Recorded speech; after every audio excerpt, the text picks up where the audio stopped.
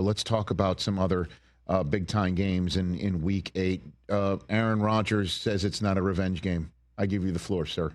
Tom?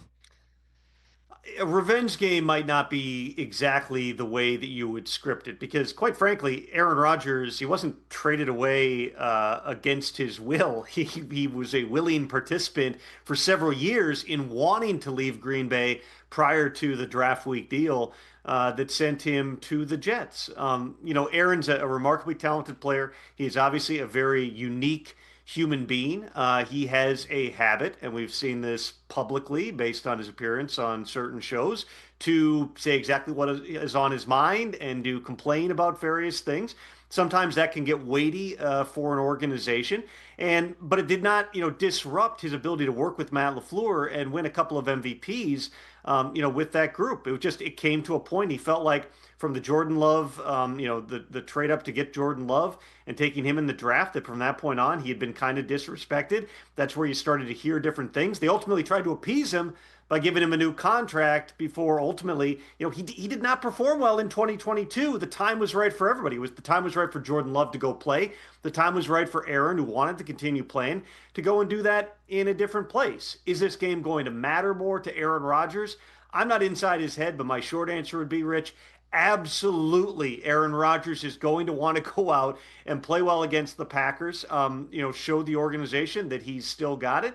On some level, he likes Jordan Love, and those two worked a lot together. And you see the impact of Aaron Rodgers on, the little things Jordan Love does with his footwork and other things that really Aaron Rodgers, whether it was verbally or whether it was leading by example, he really helped bring Jordan Love along. But would it mean something to Aaron? I think that everything, Rich, in what could be Aaron Rodgers' final season, everything means a little bit more to him beating the Packers before ultimately, as he made clear in an interview with Green Bay reporters yesterday, eventually re-signs with them a one-day contract to retire as a Packer.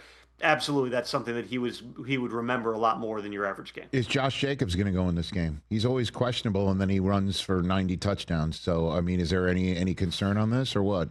It was legit close last week in Arizona, particularly after the plane got delayed for hours on end, and they lost all their nightly meetings. He went through a pregame workout. Josh always thought that he could go. He had to convince the Packers and the medical staff and the coaches that he could go. I would anticipate it's a similar type of situation here. Josh Jacobs is always going to want to go. He's going to have to make sure that the medical staff believes that as well. But, like you said, Rich, we've seen this a number of times. He was once questionable with a calf going into Seattle when he was playing for the Raiders and ran for 300 yards. Put nothing past Josh Jacobs. He's always going to believe he can go out and do it. Packers generally have a conservative type of medical approach, but as of now, I would anticipate Josh Jacobs going. Niners sitting right behind the Packers in the NFC standings. Packers 1, Niners 2, taking on a Texans team that comes off a bye and gets spanked by Seattle, and it's a short week for them.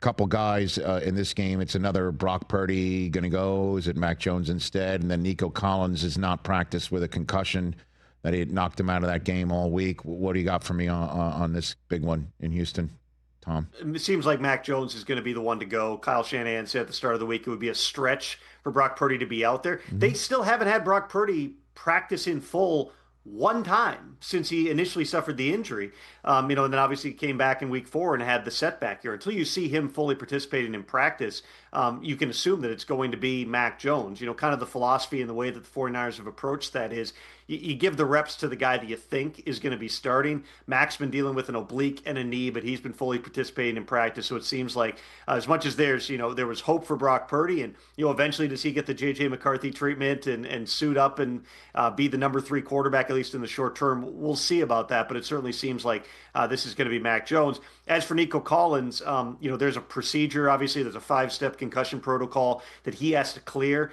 If he's not out there today, that's going to be a pretty clear indication that he doesn't have a chance, because you have to be able to get back onto the field, do non-contact work, and then be able to be exposed into a contact environment before the independent neurologist gives the final go-ahead here. All those things are part of the process. If he doesn't practice today, then there's virtually no chance we're going to see Nico Collins. Hey, you made it all the way to the end. Thanks for that. Check us out every single day streaming live on Disney Plus and the ESPN app 12 to 3 Eastern.